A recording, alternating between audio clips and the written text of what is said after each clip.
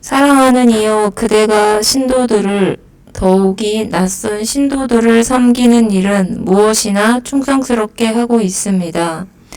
그들은 교회의 회중 앞에서 그대의 사랑을 증언하였습니다. 그대가 하나님이 보시기에 합당하게 그들을 잘 보살펴서 보내는 것은 잘하는 일입니다. 그들은 그리스도의 이름을 전하기 위하여 나선 사람들인데 이방 사람에게는 아무것도 받지 않았습니다. 그러므로 우리는 그런 사람들을 돌보아 주어야 마땅합니다. 우리가 진리에 협력하는 사람이 될 것입니다. 내가 그 교회에 편지를 써보냈습니다. 그러나 그들 가운데서 으뜸이 되기를 좋아하는 디오드레베를 우리는 받아들이지 않았습니다. 그러므로 내가 가면 그가 하는 일들을 들추어내겠습니다.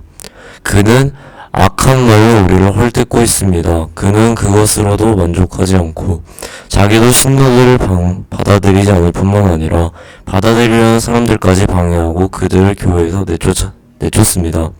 사랑하는 이여, 악한 것을 본받지 말고 선한 것을 본받으십시오. 선한 일을 하는 사람은 하나님에게서 난 사람이고 악한 일을 하는 사람은 하나님이 뵙지 못한 사람입니다. 데메드리오는 모든 사람들에게 좋은 평을 받았고 또 바로 그 진실한 삶으로 그러한 평을 받았습니다. 우리도 또한 그렇게 평합니다. 그대는 우리의 증언이 옳다는 것을 압니다. 아멘. 저희가 그 성탄절 전주일인 21일에 좋은시학교회와 연합 예배를 드리기로 했습니다. 저희가 예배실이 필요할 때 아무런 조건 없이 환대를 해 주셔가지고 지금 3달째 예배를 잘 드리고 있습니다. 어떻게 보면 이전에 우리가 이웃교회를 환대했던 것이 다시 우리에게 되돌아오지 않았나 그런 생각을 합니다.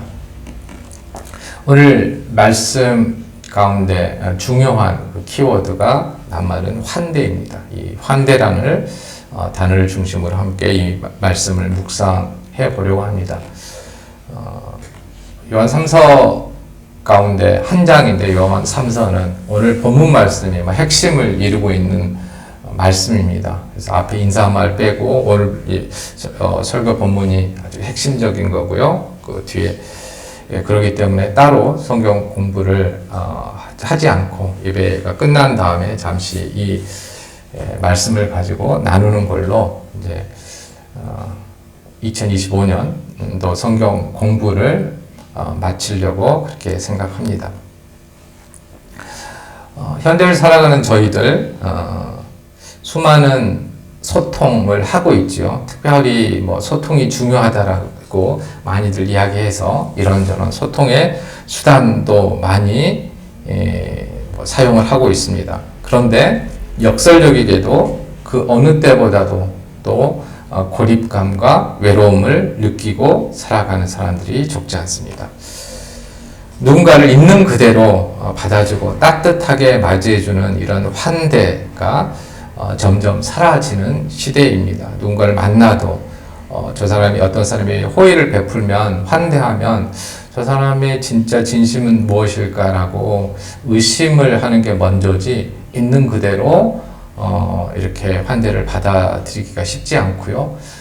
저희들도 환대를 누군가에게 베푼다고 할지라도 이 환대를 어떻게 상대방이 받아들일지 걱정이 돼서 주춤하는 경우도 적지가 않죠.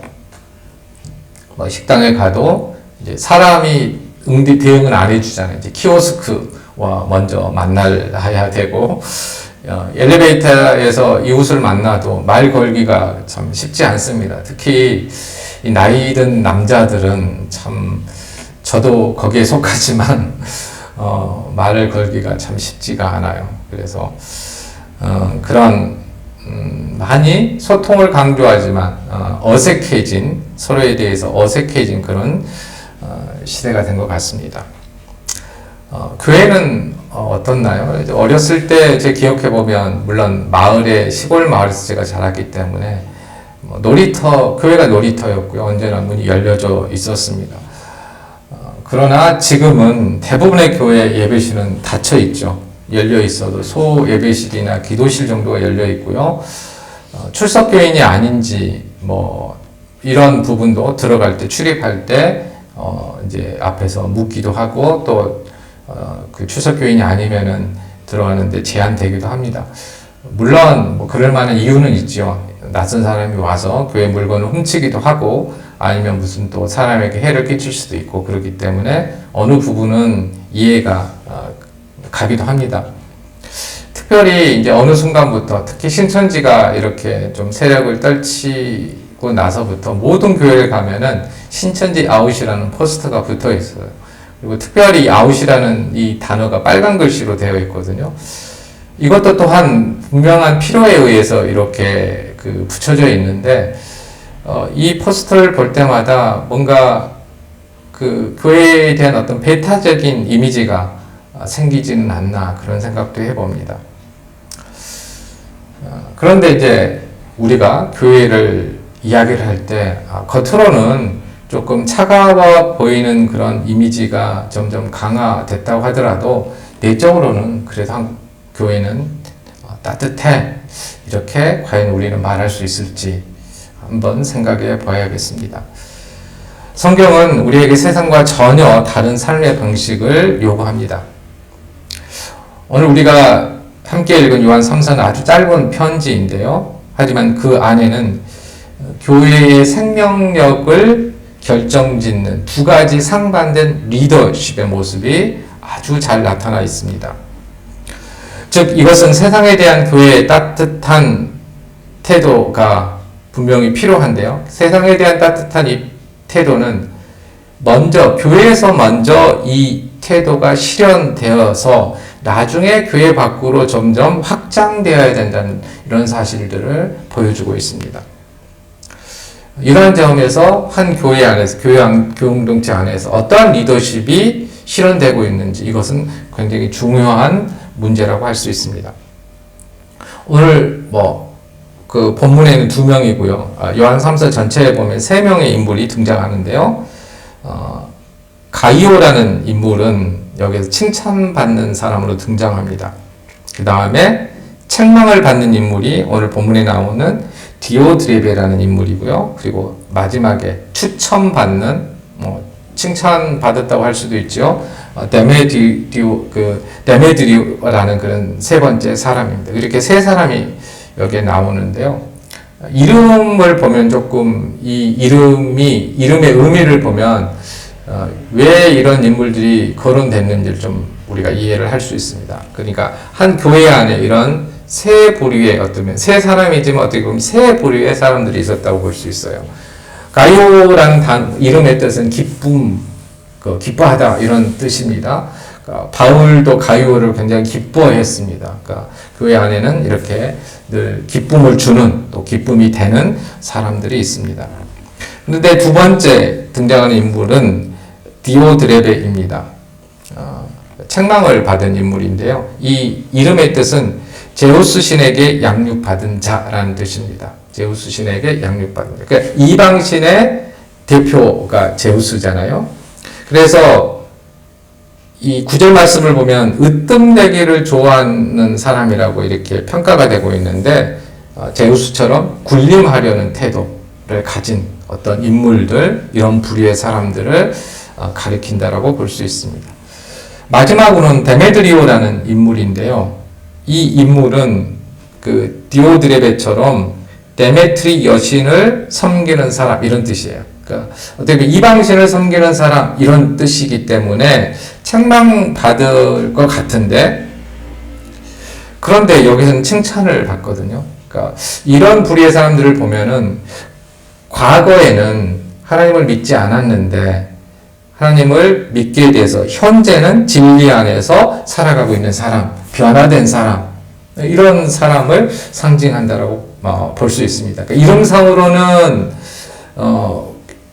이방신을 섬기는 사람 같지만 변화돼서 지금은 하나님을 잘 섬기고 진리 안에 머무는 사람 이렇게 생각해 보면은 우리가 한 교회 안에서도 여러 부류의 사람이 있다라는 걸 좀 알 수 있겠고요.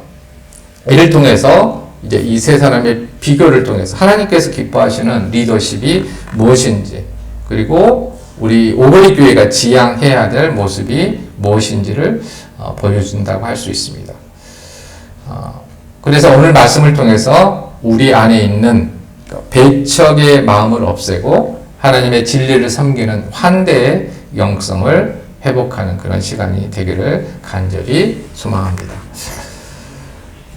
본문을 제대로 이해하려면은 먼저 사도 요한이 편지를 보냈던 당시 1세기 교회의 독특한 사회문화적인 그런 배경을 조금 이해할 필요가 있는데요. 그러니까 오늘날 우리가 여행을 가면 보통 호텔이나 모텔이나 이런 데서 지내잖아요. 숙박업소를 주로 이용을 합니다. 하지만 1세기의 사정은 조금 달랐습니다. 당시에도 여관이라는 게 있었어요. 호텔, 모텔 그 정도 좋은 곳은 아니고 여관이라고 하는 곳이 있었는데 왜 이곳은 뭔가 오늘 본문을 보면은 순회 전도자들이 이용하지 않는 곳으로 나오고 있습니다. 당시의 여관은 아주 불결하고 위험한 곳이었기 때문에 그렇습니다. 고대사회에서 여관은 종종 매춘과 강도 그리고 폭력이 난무하는 장소였고 그리 평판이 좋지 못한 곳이었습니다. 그래서 경건한 그리스도인들이 여행 중에 여관에 머무는 것이 별로 덕스럽지가 못했던 것이죠. 이런 상황에서 초기 기독교 복음을 이제 전파했던 것은 그러니까 복음을 전파하기 위해서는 전적으로 성도들에게 의존해야 됐습니다.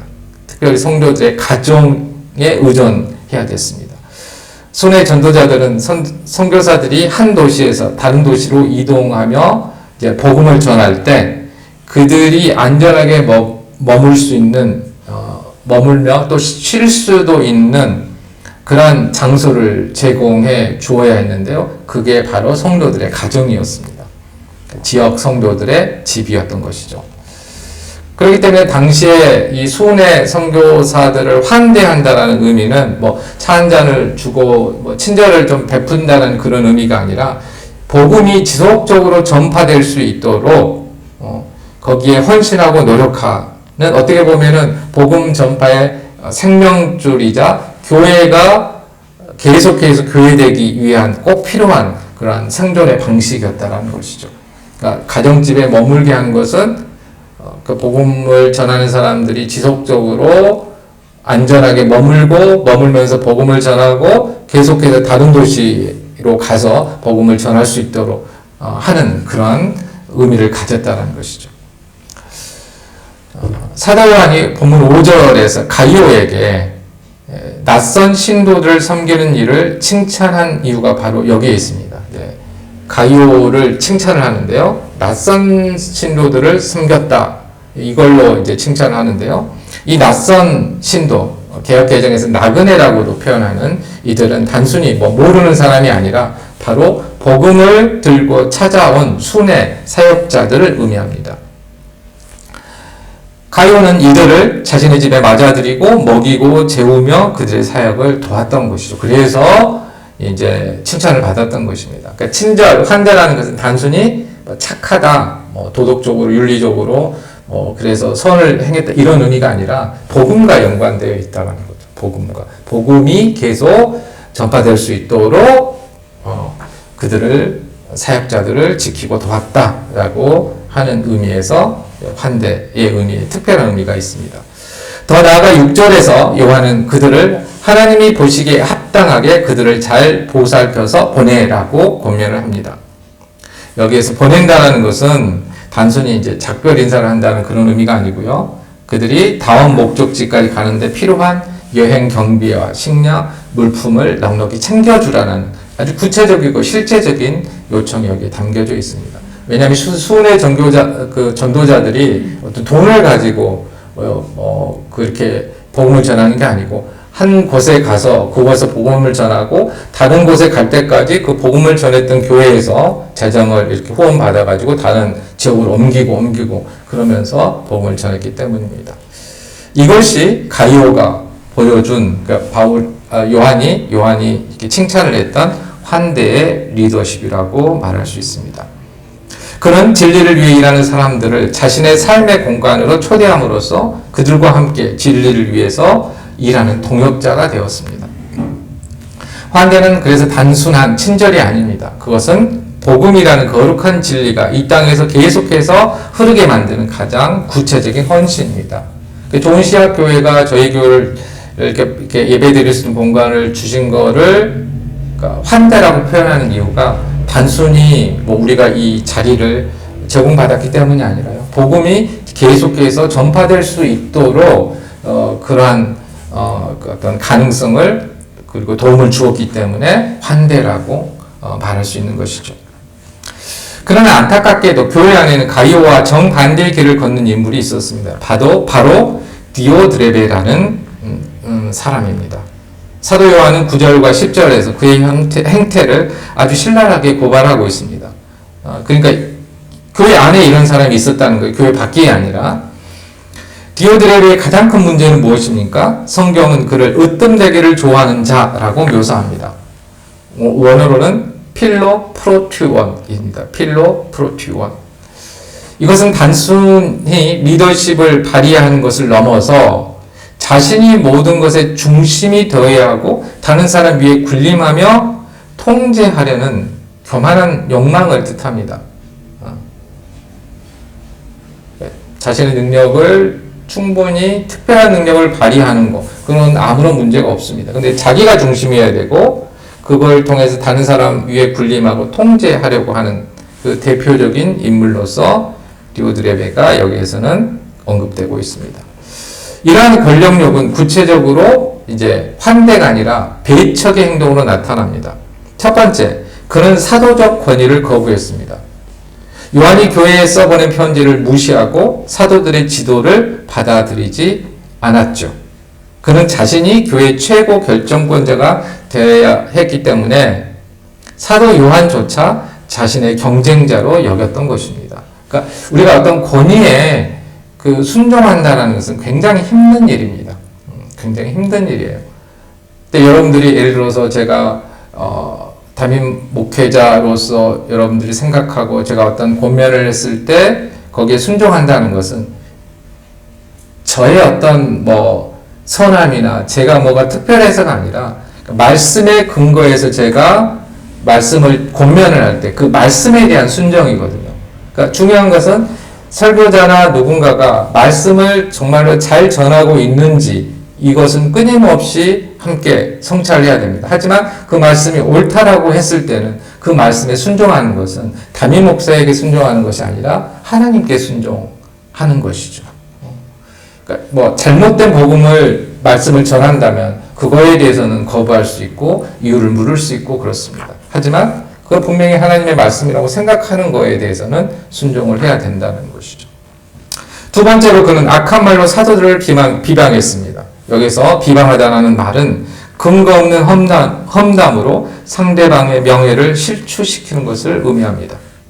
자신의 위치를 지키기 위해서 영적 지도자들을 깎아내리는 전형적인 그런 리더십의 모습이죠.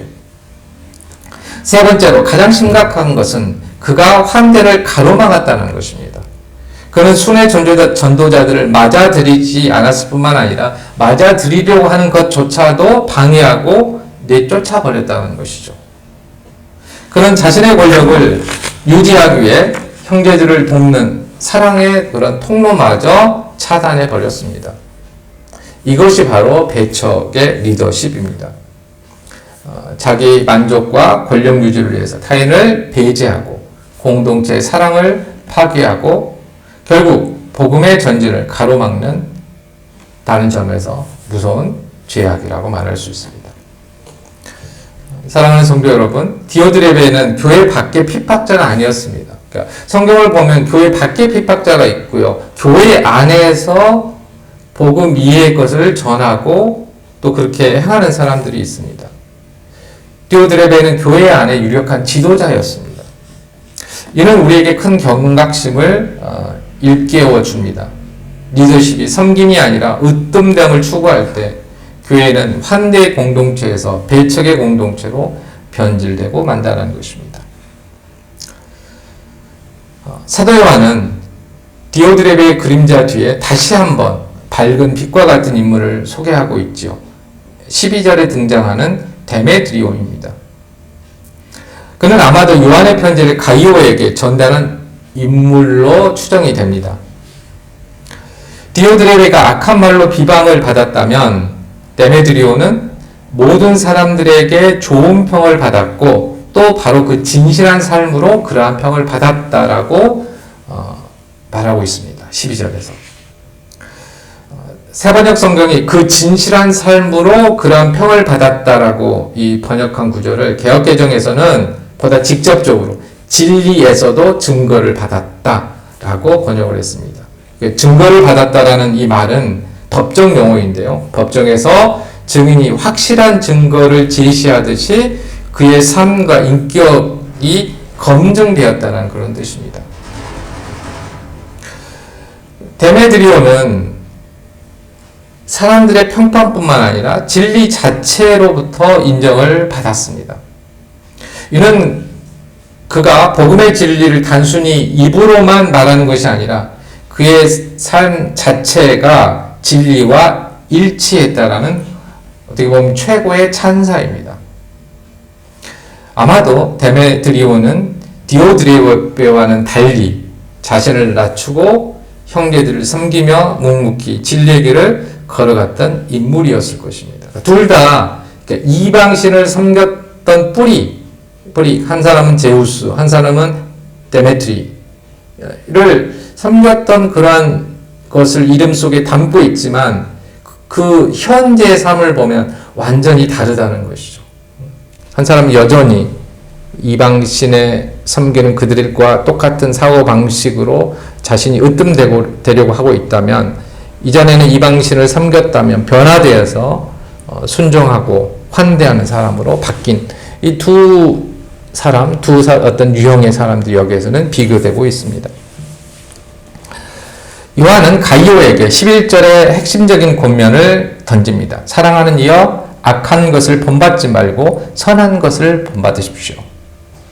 본받다라는 것은 단순히 흉내낸다는 그런 뜻이 아니고요. 그 사람의 삶의 방식을 자신의 것으로 삼는 것입니다. 자신의 것으로. 그러니까 행동이 바뀌는 것을 의미하죠. 디오드레베의 악한 것, 배척하고 교만하고 지배하려는 것을 따르지 말고 데메드리오와 같이 선한 것, 환대하고 겸손하고 진리를 따르라는 것입니다. 선을 행하는 사람은 하나님께 속하였지만 악을 행하는 사람은 하나님을 뵙지 못하는 사람입니다. 결국 가이오가 선택해야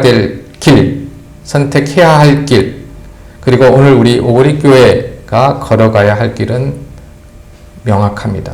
그것은 우리의 기득권을 위해 문을 걸어 잠그는 배척의 리더십이 아니라 진리를 위해 기꺼이 자신의 문을 열고 나그네를 섬기는 환대의 리더십입니다.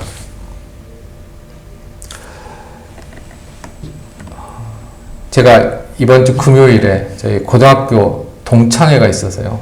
평생 두 번째, 작년에 이어서 연말에 두 번째로 참석을 했습니다.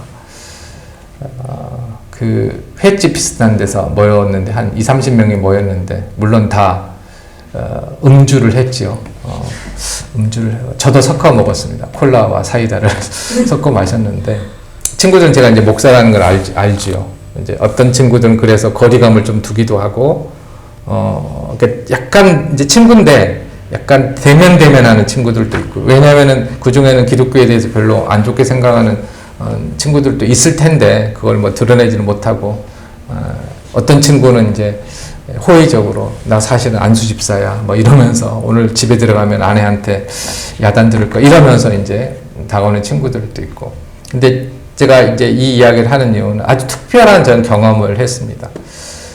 근데 끝날 때쯤에 저는 몰랐었는데 저하고 친하지 않아서 한 친구가 올해 죽었다고 합니다. 그래서 나보고 갑자기 저보고 그 친구를 위해서 기도해 줄 수 있냐고 그렇게 부탁을 하는 거예요. 우리가 이제 룸을 하나 빌렸지만 룸에는 문이 없고 밖에는 다른 손님들이 이제 막 이제 시끄럽게 막 음식을 먹고 막 있는 상황에서 이 상황이 뭔가 상당히 낯설었지만 어쨌든 기도를 했습니다. 그 친구를 위해서. 그러니까 모든 친구들이 신앙이 있든 없든 뭐 제 또 친한 친구는 뭐 절에 다니는 불교 친구도 있었고 그랬는데 다 같이 기도를 했었습니다. 환대가 뭘까라는 생각을 이제 설교를 준비하면서 이 경험과 더불어서 생각을 했었습니다. 그리고 그런 환대, 어떻게 보면 그 자리에 뭐 그런 자리에 참석해야 되느냐, 말아야 되느냐, 뭐 거기에 대한 뭐 이야기도 있겠지만 저는 개인적으로는 참석해서 그 친구들이 복음이 필요할 때 어느 인생의 한순간 저를 기억할 수도 있겠다는 생각을 했었어요. 그래서 만약에 어떤 친구에게 뭐 그 가운데 한 명이라도 오늘날 자기가 어떤 괴로움 때문에 아니면은 죽음을 앞두고 어떤 상실감 때문에 저에게 연락이 온다면 어떻게 보면 그 자리에서 저도 환대하는 마음으로 했던 그런 것들이 영향이 있지 않았을까라는 생각을 해봅니다. 그런 마음으로 사실 기도도 했습니다. 그리고 이제 오늘 설교를 준비하면서 이런 것들이 교회 밖에서 뭔가 그런 환대의 태도가 실천되려면 우리 안에서 먼저, 공동체 안에서 먼저 이것이 실행되고 실천되어서 넘쳐서 밖으로 나아가고 저뿐만 아니라 여러분의 삶 가운데서도 그런 환대의 태도가 좀 자연스럽게 나타나지 않을까 그런 생각들을 해봤습니다. 이제 말씀을 맺으려고 합니다. 오늘 우리는 요한 3서를 통해서 두 종류의 리더십을 목표했습니다. 자신의 으뜸됨을 위해 형제를 내쫓고 진리의 통로를 막아버린 디오드레베의 배척의 리더십이 하나였고, 또 하나는 진리를 위해 이름 없는 전도자들을 따뜻하게 맞아들이고 그들의 필요를 채워준 가이오, 데메트리오의 환대의 리더십이었습니다. 사도 요한 당시 교회는 성도들의 가정이라는 따뜻한 환대의 공간이 있었기에 로마 제국의 핍박 속에서도 복음을 꽃피울 수 있었습니다. 오늘날 우리 오거리 교회가 회복해야 될 본질도 바로 이것이라고 생각합니다. 교회는 건물이 아닙니다. 교회는 환대하는 공동체입니다. 우리가 서로에게 그리고 낯선 이들에게 마음의 문을 열 때 우리는 단순히 친절을 베푸는 것이 아닙니다. 우리는 진리에 협력하는 사람, 진리를 위해 함께 수고하는 사람이 되는 것입니다. 우리는 오거리 교회 안에 디오드레베와 같은 배척의 영이 틈타지 않도록 늘 경계해야 합니다. 나만 옳다고 주장하며 다른 이들을 밀어내는 그러한 것은 분명한 교만이고 이런 교만의 마음은 버려야 합니다. 대신 가이오와 같이 데메드리오와 같이 넉넉한 품으로 서로를 용납하고 복음을 위해 수고하는 자들을 기쁨으로 섬겨야 합니다. 우리의 가정이 그리고 우리의 교회가 지친 영혼들이 깃들 수 있는 따뜻한 안식처가 되기를 간절히 원합니다. 세상은 점점 더 차가워져 가지만 우리 오거리 교회만큼은 또 한국 교회만큼은 예수 그리스도의 뜨거운 사랑으로 누구든지 환대하며 맞아주는 진리의 공동체가 되기를 주님의 이름으로 축원합니다. 기도하겠습니다.